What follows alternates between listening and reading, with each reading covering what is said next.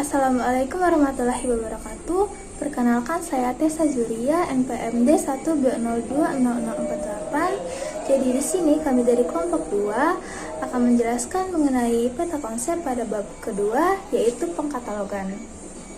Baiklah, marilah kita lihat video presentasi yang pertama dari Maharani. Baiklah, perkenalkan nama saya Maharani Rizky Agustin, NPM D1B020006. Jadi, di sini saya akan menjelaskan mengenai sejarah pengkatalogan. Katalog ini berasal dari bahasa Latin, yaitu catalogus, yang memiliki arti daftar barang atau daftar benda yang disusun untuk tujuan tertentu. Sedangkan menurut ilmu perpustakaan, berarti daftar berbagai jenis koleksi perpustakaan yang disusun menurut sistem tertentu. Pada awal pengaturan pengkatalogan modern, awalnya itu disusun oleh pustakawan perorangan. Misalnya, seperti Antonio Panizzi dari British Museum menyusun Rules of Completing of the Catalog pada tahun 1839 yang mengemukakan 91 peraturan katalog berdasarkan abjad, entry, dan rujukan. Selanjutnya ada juga Charles Amy Chuter dari Amerika menyusun Rules of Dictionary Catalog pada tahun 1876 yang mengemukakan peraturan katalog sistem leksikal atau dictionary katalog, yaitu katalog pengarang, judul, dan subjek buku disatukan dalam satu jajaran. Selanjutnya, pada permulaan abad ke-20, peraturan pengkatalogan dibuat oleh Library of Congress Amerika Serikat yang menerbitkan Rules of Printed Cards pada tahun 1903 hingga 1930-an dan Rules of Description Cataloging in the Library of Congress pada tahun 1949.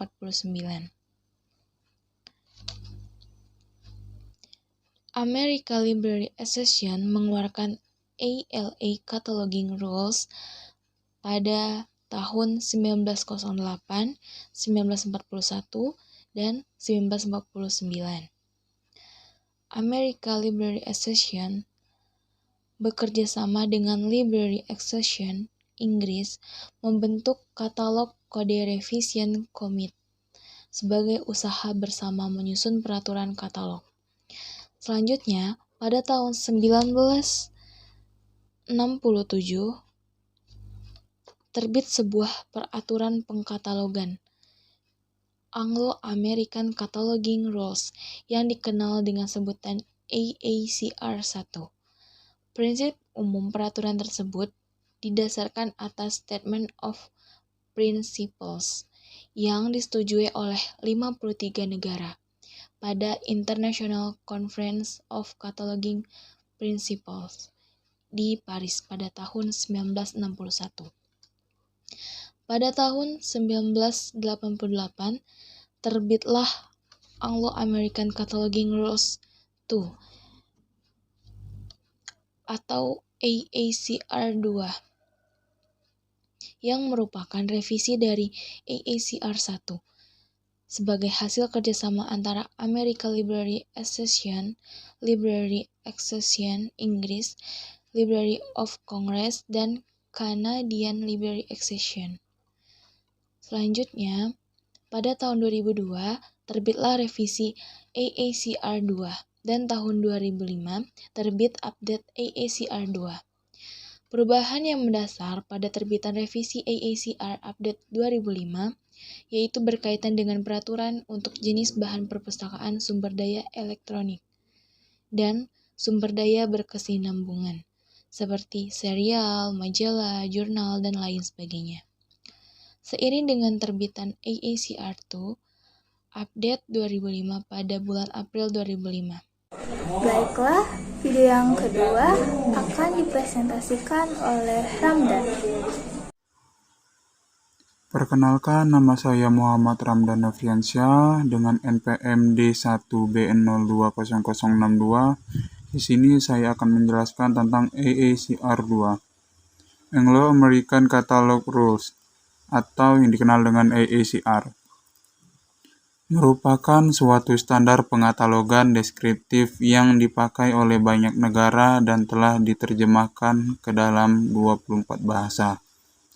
Berdasarkan ilmu perpustakaan, berarti daftar berbagai jenis koleksi perpustakaan yang disusun menurut sistem tertentu.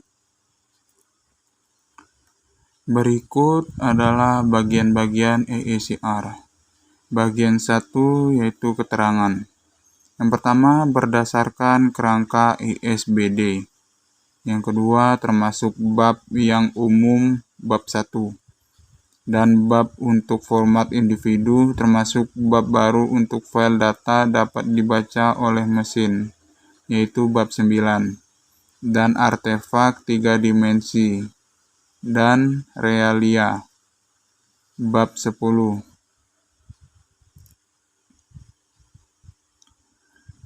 Yang ketiga, aturan untuk bahan non-buku, didasarkan pada kode alternatif yang diterbitkan pada tahun 1970.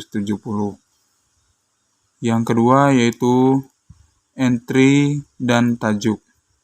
Yang pertama, aturan disesuaikan dengan Paris Principles. Yang kedua, AACR 2 diadopsi oleh LC, Canada National Library, British Library, dan National Library of Australia pada bulan Januari 1981. Pada tahun 1981, AACR 2 Concise terbit. Yang keempat, revisi AACR 2 diadopsi pada tahun 1982. 1983 diterbitkan pada tahun 1984. Dan 1985 diterbitkan 1986. Yang kelima, sebuah rancangan revisi bab AACR bab 9. Itu nama Computer Files. Diterbitkan pada tahun 1987. Yang keenam, dari tahun 1981, Komite Australia pada katalog ACOC mengirim perwakilan ke pertemuan GSC, dan dari tahun 1986 ACOC menjadi anggota penuh GSC. Oke, selanjutnya marilah kita lihat video presentasi yang ketiga dari Akbar. Perkenalkan, nama saya Akbar Iswanto, NPM D1B020054. Baiklah, saya akan menjelaskan tentang revisi AACR 2 tahun 1988. Revisi tahun 1988 AACR 2 dimasukkan tahun 1982, 1983, dan 1985. Ditambah revisi yang diterbitkan berikutnya. Revisi tahun 1988 diterbitkan dalam kedua buku, dan revisi tahun 1998 AACR 2 dimasukkan tahun 1993. Perubahan dan revisi disetujui antara tahun 1992. Revisi tahun 1998 diterbitkan dalam buku dan format CD-ROM. Perubahan paket diterbitkan pada tahun 1999 dan 2001. Perubahan tahun 2001, revisi tahun 2002 AACR diusulkan pada tahun 2001, yang merupakan amandemen tahun 1999 dan perubahan yang disetujui pada tahun 2001 termasuk revisi. Revisi bab 12 berasal dari rekomendasi dari International Conference on the Principles and Future Development of AACR, merupakan upaya IFLA untuk menyelaraskan ISBD atau CR, ISSN, Praktis, dan AACR 2.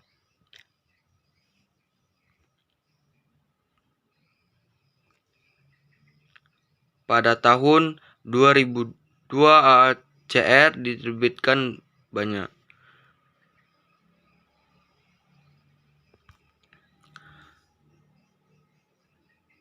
Peraturan Umum AACR 2. Berikut kerangka kerja umum deskripsi bibliografis. 1. Daerah judul dan keterangan penanggung jawab. 2. Daerah edisi. 3. Daerah data khusus. 4. Daerah penerbit dan distribusi. 5. Daerah deskripsi fisik. 6. Daerah seri. 7. Daerah catatan. 8. Daerah nomor standar. Selanjutnya video presentasi yang keempat dari Nadifa. Perkenalkan, nama saya Nadifa Selina, NPM D1B020056. Di sini saya akan menjelaskan materi tentang RDA. RDA adalah suatu standar untuk deskripsi dan akses baru yang dibuat untuk menggantikan AACR pada tahun 2009. RDA telah diterapkan di Australia, Selandia Baru, Inggris, Kanada, dan Amerika Serikat. RDA juga akan diadopsi oleh Jerman dan Prancis yang saat ini masih menggunakan bahasa pengatalogan deskriptif sendiri. RDA dikembangkan sebagai sarana pengatalogan generasi baru yang dirancang untuk dunia digital. Instruksi tersebut berisi pendeskripsian semua jenis bahan perpustakaan, termasuk versi digital dan sambungan jaring atau online. Deskripsi juga dapat digunakan dalam lingkungan digital dalam katalog berbasis web dan layanan penelusuran.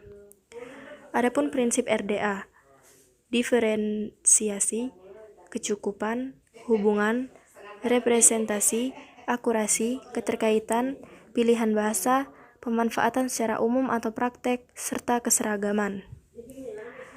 Tujuan RDA, responsif terhadap kebutuhan pengguna, efisiensi biaya, fleksibilitas, atau serta berkelanjutan.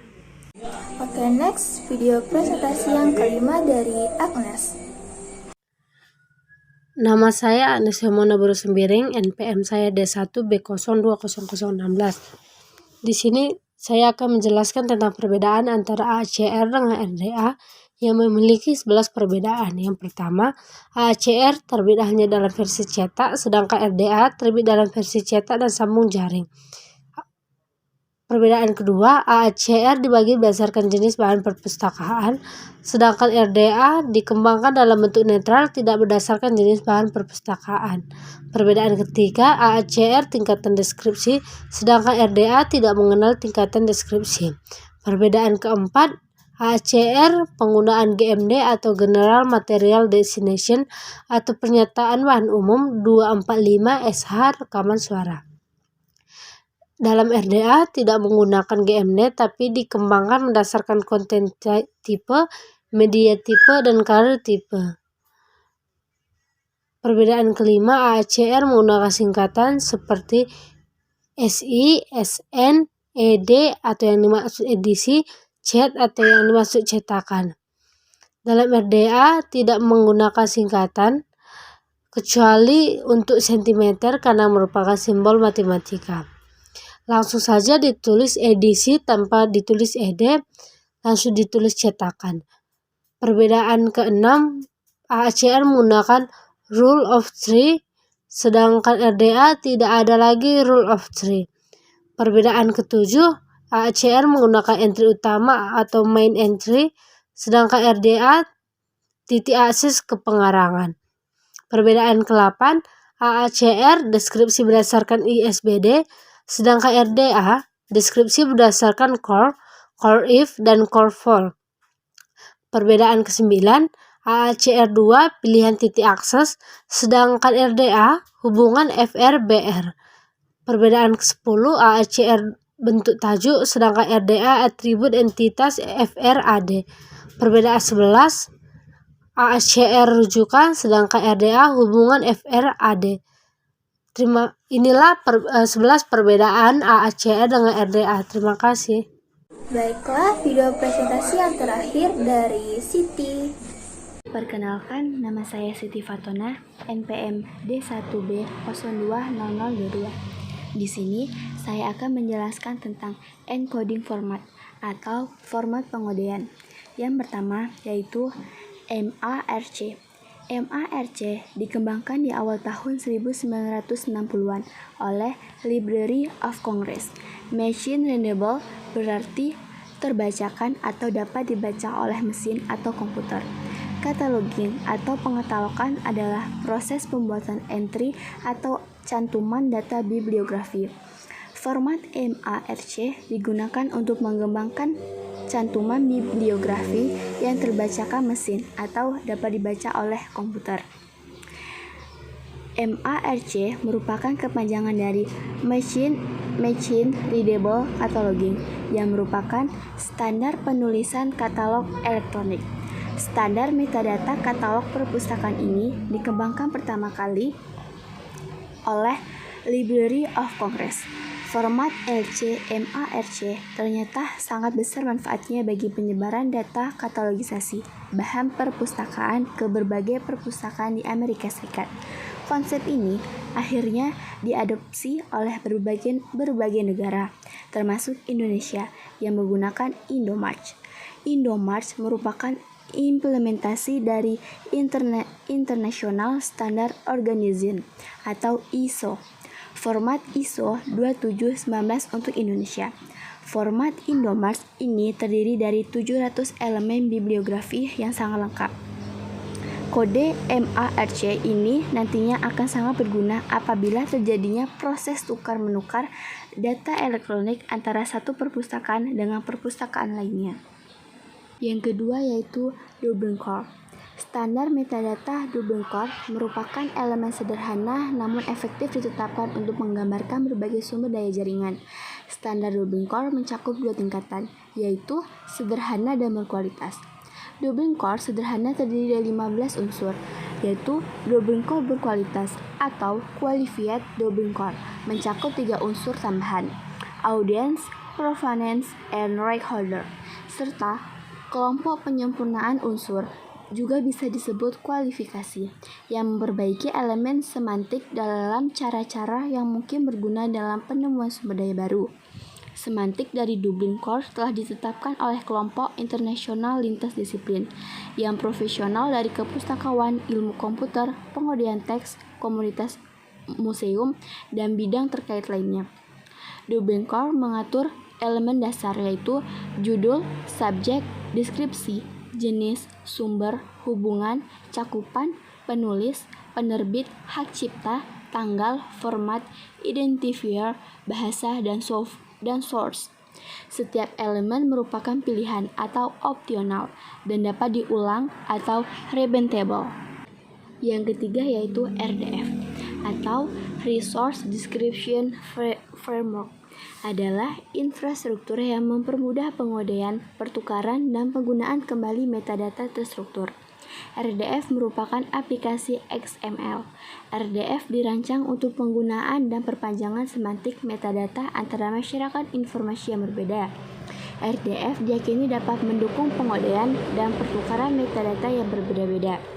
Yang terakhir yaitu MODS, Metadata Object Description Schema, adalah skema untuk satu set elemen bibliografi yang dapat digunakan untuk berbagai keperluan dan terutama untuk aplikasi perpustakaan. Standar ini dikelola oleh LC dengan masukan dari pengguna. Itulah penjelasan peta konsep pada bab kedua mengenai pengkatalogan. Saya akhiri. Wassalamualaikum warahmatullahi wabarakatuh.